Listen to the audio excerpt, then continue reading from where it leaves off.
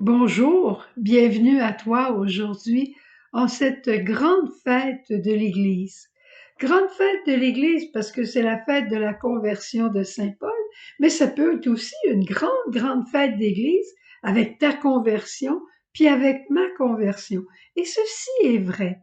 Nos conversions, nos petites conversions du quotidien ou une grande conversion comme Saint Paul changent la couleur de l'Église, donc la couleur du monde. En préparant la fête de Saint Paul, je découvre son grand amour pour Jésus, un amour fou pour Jésus. Rien ne lui faisait peur. Il vivait tout avec Jésus. En fait, il avait peur d'une chose, de ne pas plaire à Dieu en tout, et de même perdre son amitié, de l'offenser. Il avait peur de ça, mais il préférait les humiliations, les coups, la honte, les reproches, qu'importe. Il voulait rester uni à Jésus et que toute la gloire lui revienne. Il n'avait pas peur des humiliations, qu'on se moque de lui, ça ne le dérangeait pas, pourvu qu'on réalise la grandeur et la beauté de Dieu. Il se savait indigne d'un si grand amour et par contre, pour rien au monde, il voulait le perdre. C'est beau, hein, ça? Il se savait, comme toi et moi, indigne d'un si grand amour. Mais qu'est-ce que j'ai de plus précieux? C'est l'amour de Jésus. Qu'est-ce qui remplit mon âme? Qu'est-ce qui va me rester à la fin de la vie? Même pas mon amour pour lui, son amour pour moi qui s'est gravé en moi, que j'ai accueilli à travers toutes mes chutes. C'est cet amour-là qui va me rester et quand je vais me présenter devant le Père, je vais dire, Père, reconnais ton Fils en moi. C'est beau, hein? Et c'est cette joie divine qui l'habitait, cet amour fou qu'il avait pour Jésus, c'est cet amour qui a fait de lui le missionnaire qu'il a été. Pourquoi? Quand on est en amour, qu'est-ce qu'on a envie de faire? Le crier au monde. Qu'importe ce que les autres penseront, il faut le dire qu'on est en amour. Pourquoi je continue le message lumière? Parce que je suis en amour avec Jésus, puis avec toi, avec vous. Sais-tu qu'est-ce que j'ai fait en fin de semaine? J'avais à peu près 1 heure de libre. J'ai relu mes cartes de Noël. Je les ai relues les unes après les autres. Et je me disais, mon Dieu, que j'aimerais ça leur écrire personnellement. Ce que j'ai plus personnel pour toi, c'est ce qui habite le fond de mon cœur, puis c'est ce que je te partage tous les jours à travers le message lumière. Alors, je vais continuer bien simplement. Et Saint Paul, c'était ça. Parfois, on dit le secret du roi, il faut le garder à l'intérieur. Quand on partage notre amour pour Dieu, ça ne nous enlève rien. Et est-ce que ça change, ça altère cet amour? Non. Est-ce qu'on va le perdre? Est-ce qu'il va avoir l'air moins beau? Pas du tout, parce que le fond de notre âme, c'est cette intimité avec le Seigneur qu'on n'arrive jamais véritablement à verbaliser. Saint Paul a dit des paroles extraordinaires. Ce n'est plus moi qui vis, c'est le Christ qui vit en moi. Hein? Il a dit des paroles, il disait, pour moi, là, le connaître lui avec la puissance de sa résurrection et communier à ses souffrances. Paul a connu l'alliance nuptiale avec le Christ. À quel endroit? Sur la croix. Et il aimait la croix, il embrassait la croix, il n'aimait pas souffrir.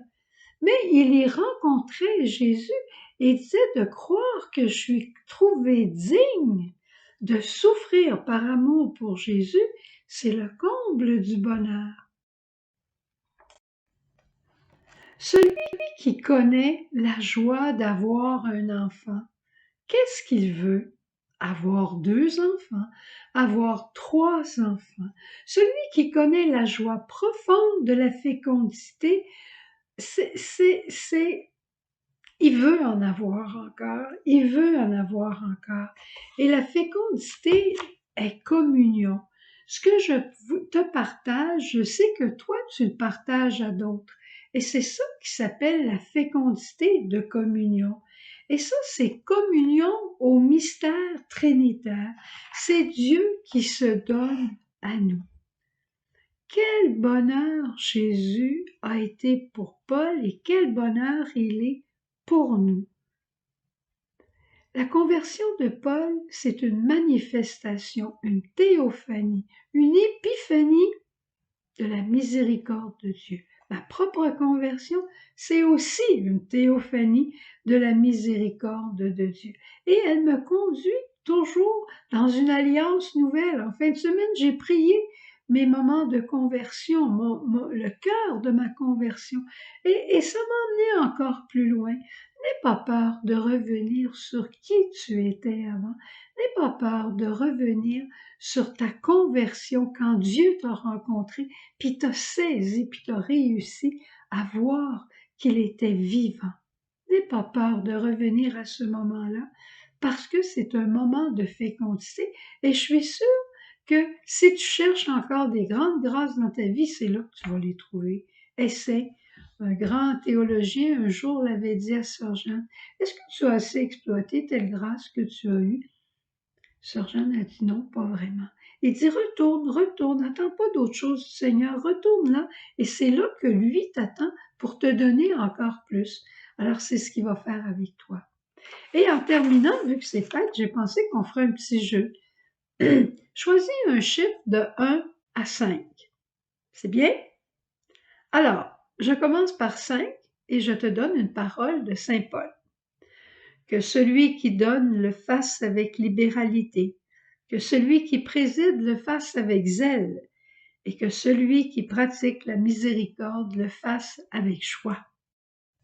Pour tous ceux qui ont pris le numéro 4, si je n'ai pas la charité, je ne suis rien.